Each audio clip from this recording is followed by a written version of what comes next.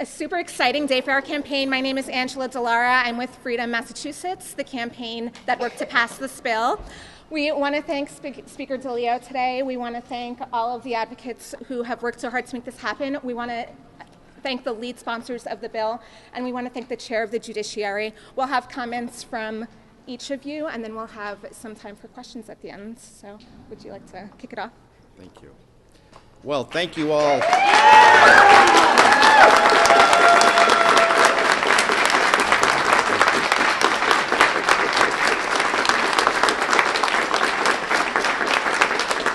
Thank you all so very, very much.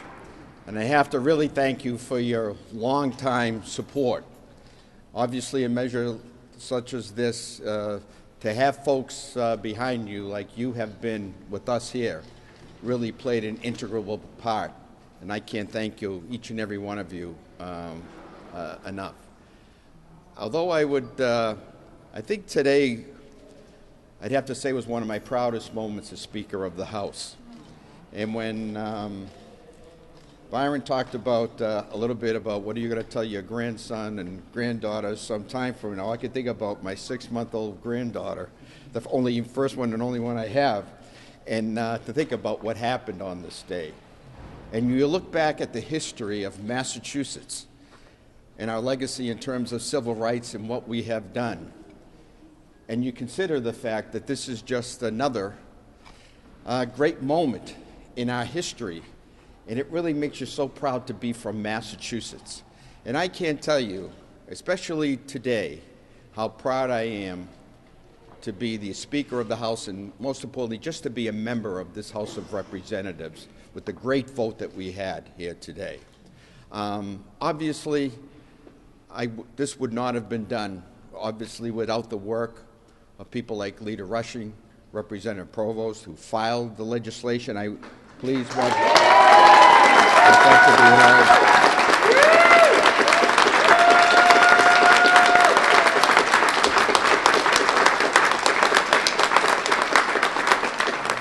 And I'd have to say the gentleman who I think set the tone for the entire day, once he spoke at the beginning, and you had Provost and Rushing, this is like the Red Sox pitchers and the guys at the end.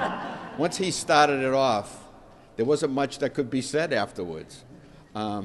Chairman John Fernandez was just superb.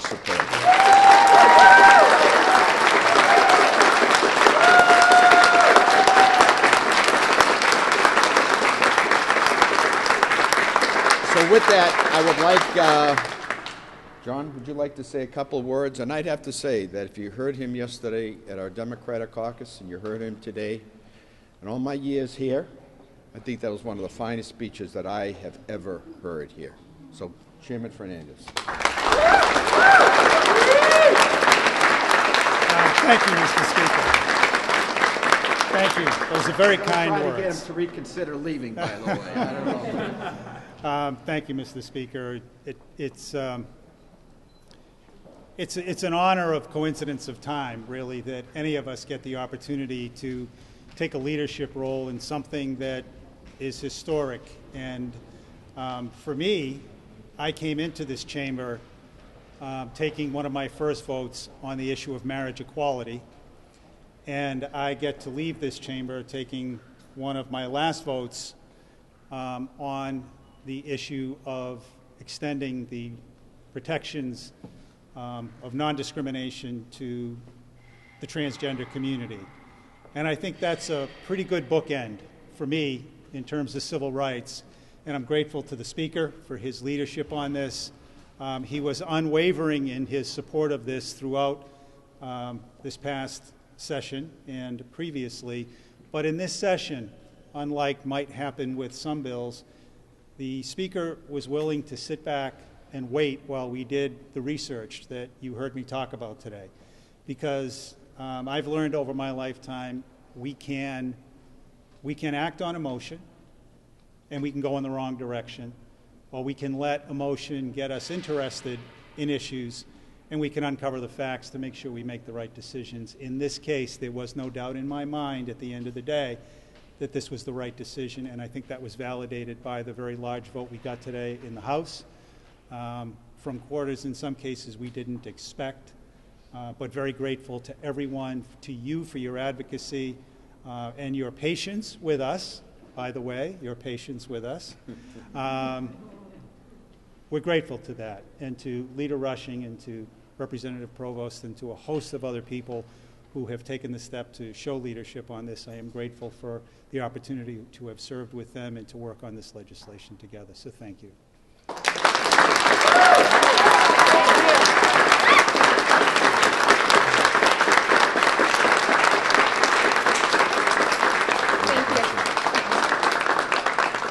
We'd now like to open the floor for remarks from the lead sponsors of the bill. Leader Rushing.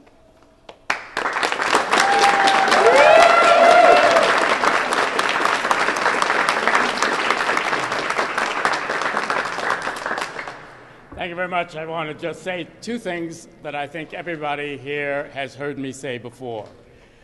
First thing is that we, this legislature, did not give trans people, the trans community, their rights. You always had your rights. You had your rights like we all have our rights because they're human rights and we are human beings. And the other piece of this, of course, is that we cannot do this. This could not be done unless it was demanded. And it's not a bad thing to say we demanded our protection of our rights. And you should all be congratulated for demanding the protection of your rights by this great Commonwealth of Massachusetts. So thank you all.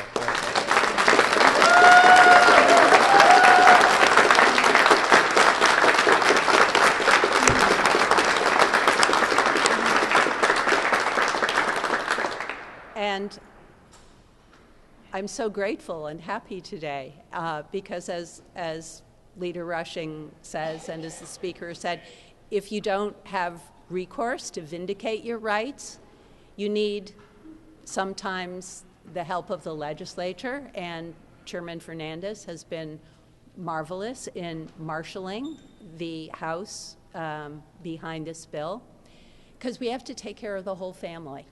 We have to take care of the whole family, everybody. No exceptions. So I'm glad that we're all here today feeling included.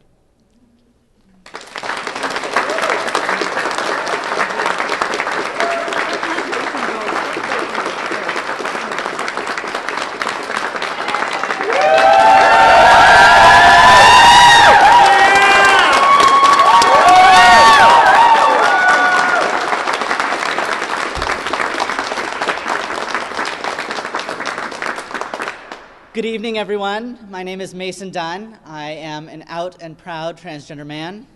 I am the executive director of the Massachusetts Transgender Political Coalition and proud co-chair of the Freedom Massachusetts campaign. And for those who don't know, the Freedom Massachusetts campaign is the bipartisan campaign and coalition of businesses, law enforcement personnel, educators, anti-violence advocates, faith leaders, and so much more who have come out and worked so hard to pass these important protections through the Senate and through the House to where we are today. Today, it goes without saying, this is a long-awaited victory, not just today, but 10 years in the making to pass these protections. It is an important affirmation from our lawmakers that trans people are valued and welcome in our Commonwealth. Not only that, today's the first day of Pride Month.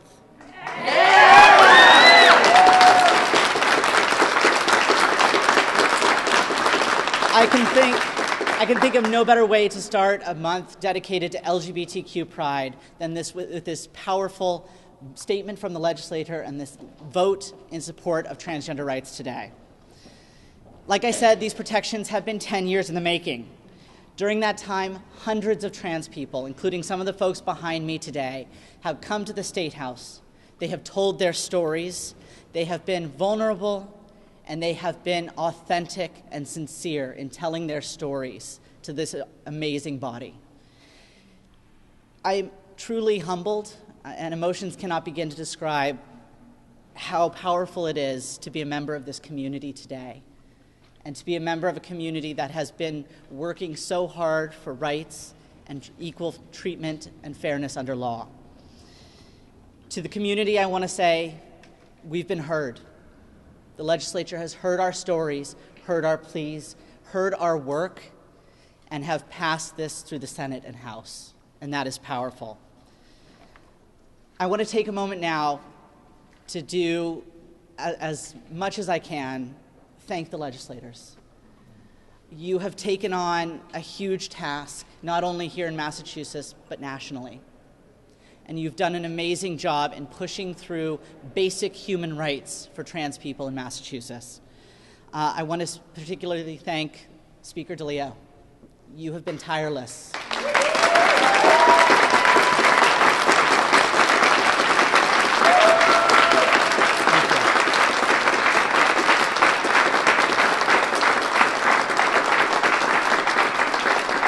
I want to thank Chairman Fernandez.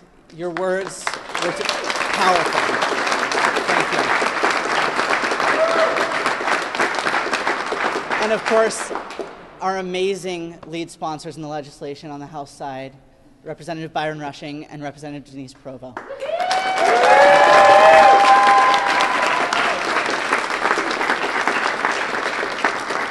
Without the persistent and powerful leadership of the individuals I just named and so many others in the House, we would not be here today. So if you can take a moment today, tomorrow, this week, to thank the legislators who made this a reality, we would not be here without them. And I want to thank them, lastly, for doing the right thing and being on the right side of history. Your words, your work, they are not falling on deaf ears. And we hear you just as much as you have heard us. So thank you.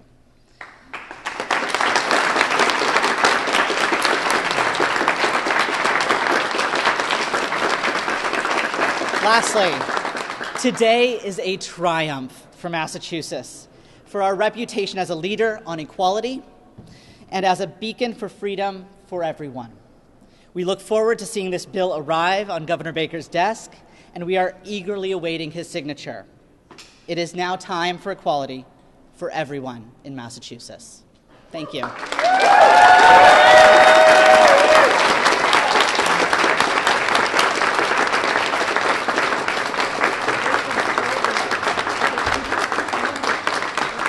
We'd now like to open it up if media have any questions for any of the legislators. Mr. Speaker, is this bill going to conference committee or is it going to be amended in the branches?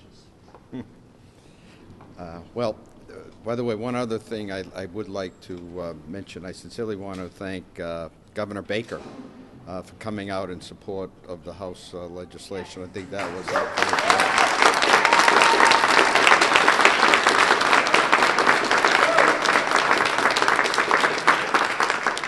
It is my hope, it will be my wish that we're able to avoid a conference committee. I believe that the governor made it clear that he would sign the House bill, and you know, obviously, the Senate President and the Senate did a marvelous job with their piece of legislation. But I come here as Speaker not to have real victories in the sense when someone signs a piece of legislation, not just say it's passed the House, it passed the Senate, but never became law.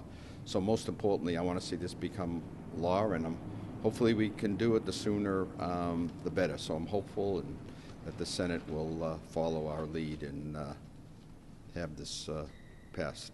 Speaker, how concerned are you that the bill could get tweaked just a little bit and then not be passed, not be signed by Governor Baker? I'm the type who probably won't rest until it's actually signed. Thank you. As you know, we've been dealing with this issue for a while, and I think that I'm not sure how much room we have relative to maneuver or to change any of the language. So I would prefer that we try to keep it as close as possible, if not in the same spirit that has been passed today in the House. Mr. Speaker, when did you know that the governor was going to support the House bill? Did you know before? Yesterday. When he made it public? Yes, yeah. No indication before that? No, I think that I think the governor was having just a little bit of a difficult time in terms of where he may or may not, and I can understand when he makes the statement that, hey, you're asking me to support a bill and not support a bill. I have to see what the bill says, and you have to think about that, and it does make sense. I think he was always probably in support of the concept. He was just probably concerned about what the final version was going to look like. I can't go into his mind, but he sent off so many different signals in terms of what I consider to be support. I think John, Denise, and Byron and I sort of took those signals, and that's where we came up with the House bill, quite frankly, in terms of what he was concerned about. Some of the additions that we make, and I think we included those additions, and because of that, I think we got where we are today. How did that make today easier? How did it change today's vote, or your effort to get this through your House yesterday? With the governor's support, numerically, I'm going to have to start to think about that, but I'm sure, obviously, that it helped. Obviously, knowing at the end of the day we had his support, I think that was a great help to us. But I would also have to say that. Quite frankly, I don't know. I'm not sure if this wasn't a bill about me or the governor or anything like that. I think this was about the people, quite frankly, who were out there, who reached out to their representatives, who reached out to their senators. And this is one of those bills that I think it may be difficult, may be uncomfortable, so to speak, in terms of, vote this or vote that, in terms of what type of backlash there may be. But I think this is one of where you reach down deep and you know what, you decided to do what was right. And this is what was right.